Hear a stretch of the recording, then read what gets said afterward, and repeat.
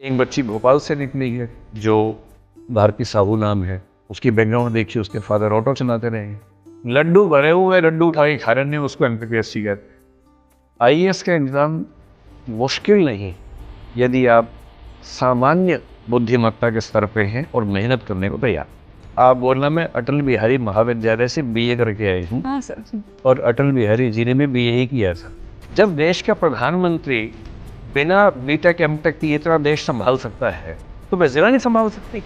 कोई आपको डराए ना कि मैंने एमटेक किया है, अब बोलो बधाई हो। सर एक और सवाल ये है कि सर ग्रेजुएशन को लेके सर, जैसे कि मैंने जितनी भी टॉपर्स देखे हैं तो सर उन्होंने एमटेक मतलब बड़े बड़े कॉलेजेस से किया है। अब छोड़िए ना उन सबको सर सर ठीक है, लेकिन आप देखिए मनोज शर्मा को। जी सर।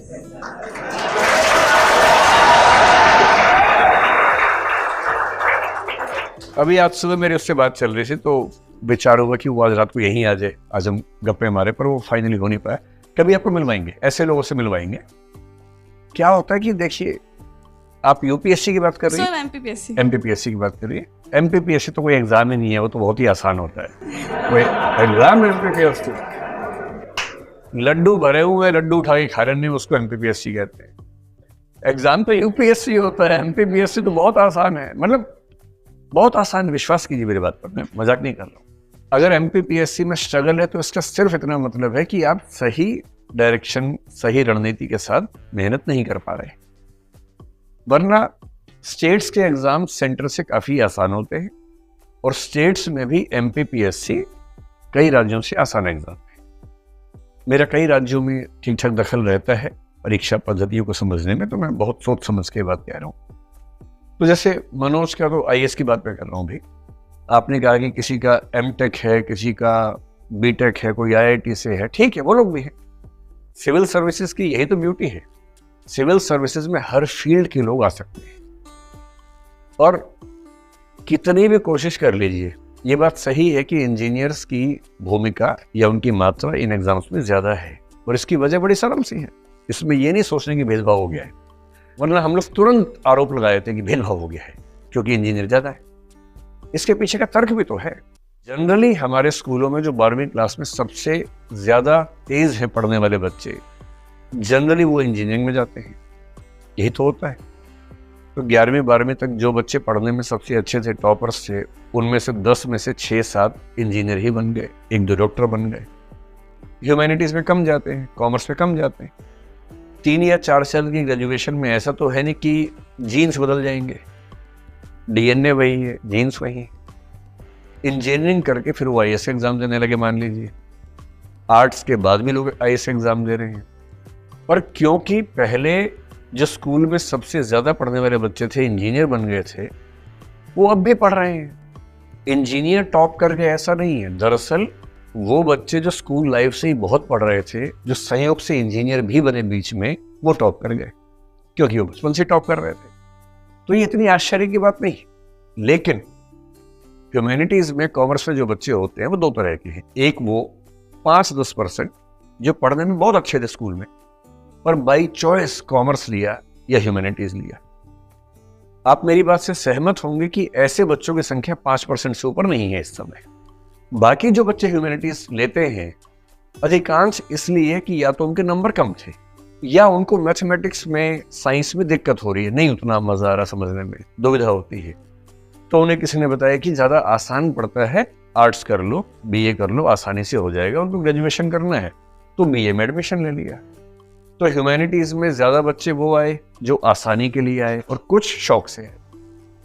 पर एक ऐसा वर्ग है जिसने बीए इसलिए लिया था कि आसान है, क्योंकि वो नहीं संभाल पा रहा साइंस, लेकिन ग्रेजुएशन करते करते उसको पढ़ने लिखने में मजा आने लगा, सीरियस हो गया।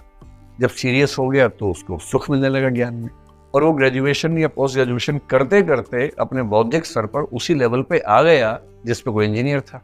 अब ये भी एग्जाम दे रहा है, अब तो बराबरी की टक्कर है उसके बाद।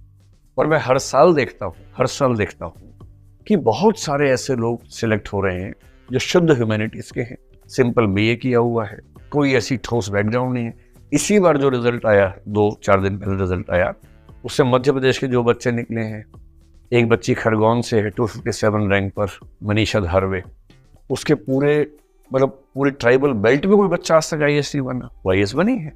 एक बच्ची भोपाल से निकली है जो भारती साहू नाम है, उसकी बैकग्राउंड देखिए, उसके फादर ऑटो चलाते रहे। तो ऐसा थोड़ा है, इस एग्जाम की यही तो ब्यूटी है कि इसमें IIT के टॉपर्स भी आएंगे और इसमें 12वीं फेल होकर ग्रेजुएशन करके जो बने हैं वो ही आएंगे, हर तरह के लोग आएंगे। असली बात सिर्फ इतनी है कि एग्जाम के लिए आपने कितनी ईमानदारी से मेहनत की, और यदि वो आपने 1.5-2 साल 2.5 साल ठीक से ताकत लगाई है, अपनी स्ट्रेटेजी के साथ लगाई है, तो ये एग्जाम ऐसा नहीं है कि ना हो। मैं बहुत खुल के ये बात कह रहा हूँ, इसलिए नहीं कि आप मोटिवेट होकर इस एग्जाम की तैयारी करें, आप तो पहले से कर ही रही हैं। IAS का एग्जाम मुश्किल नहीं है यदि आप सामान्य बुद्धिमत्ता के स्तर पे हैं और मेहनत करने को तैयार हैं। और MPPSC का एग्जाम IAS की तुलना में बेहद आसान है, बशर्ते स्ट्रेटजी ठीक हो, मुश्किल नहीं। और ये मैं बहुत होशो हवास में कह रहा हूँ, मुझे ये कहने में ज़रा से भी दुविधा नहीं, ठीक है।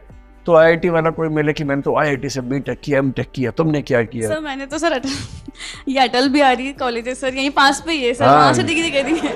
आप बोलना, मैं अटल बिहारी महाविद्यालय से BA करके आई हूँ, हाँ सर। और अटल बिहारी जी ने भी BA ही किया था और वो पूरा देश संभाल रहे थे, जी सर। और मैं उस देश में रहती हूँ।